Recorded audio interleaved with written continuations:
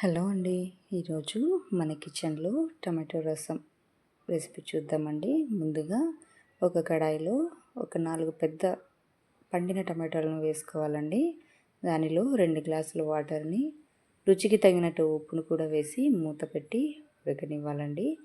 అవి ఉడికేలోగా ఒక మిక్సీ జార్లో ఒక స్పూన్ మిరియాలు, ఒక స్పూను కంటే పావు టీ స్పూన్ ఎక్కువ జీలకర్రను వేసి పౌడర్ చేసుకోవాలండి.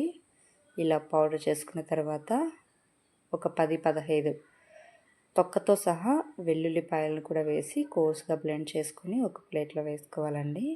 దానితో పాటు పావు టీ స్పూన్ పసుపును, పావు టీ స్పూన్ ఇంగువను కూడా వేసి రెడీగా పక్కన పెట్టుకోవాలండి. ఇలా మరుగుతున్న టమాటాలలో కొద్దిగా చింతపండును వేసి చల్లారనివ్వాలండి. ఆ వేడికి ఆ చింతపండు కూడా బాయిల్ అయిపోతుందండి.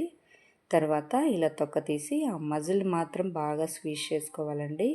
స్క్వీజ్ చేసుకున్న ఆ మజిల్లో మనం ముందుగా టమాటాలలో వేసిన ఆ వాటర్ని ఈ రసంలో వేసి బాగా కలుపుకొని పక్కన పెట్టుకోవాలండి. ఒక కడాయిలో ఒక టేబుల్ స్పూన్ ఆయిల్ వేసుకోవాలండి.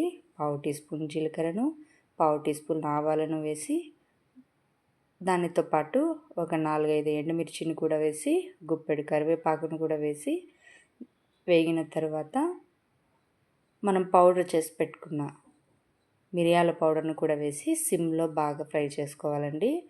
పచ్చి స్మెల్ పోయేంత వరకు వేయించాలండి. వేయించిన తర్వాత మనం రెడీ చేసి పెట్టుకున్న ఆ రసంను కూడా వేసి నాకు కొద్దిగా పులుపుగా అనిపించిందండి. కొద్దిగా వాటరు, కొద్దిగా ఉప్పు తగ్గిందండి. కొద్దిగా ఉప్పు కూడా వేసి నేను మరగనిస్తున్నానండి. ఇలా ఒక పొంగు వచ్చేంత వరకు మరిగించిన తర్వాత కొద్దిగా కొత్తిమీరను వేసి దించేసుకోవాలండి. నేను దీనికి కాంబినేషన్గా గోరుచిక్కుడు ఫ్రై చేశానండి. వేడి రైస్లో వేడి రసం వేసుకొని తినండి. సూపర్ ఉంటుందండి. చాలా బాగుంటుంది. ఎలా ఉందో ట్రై చేసి కామెంట్లో తెలియజేయగలరు. థ్యాంక్ యూ అండి.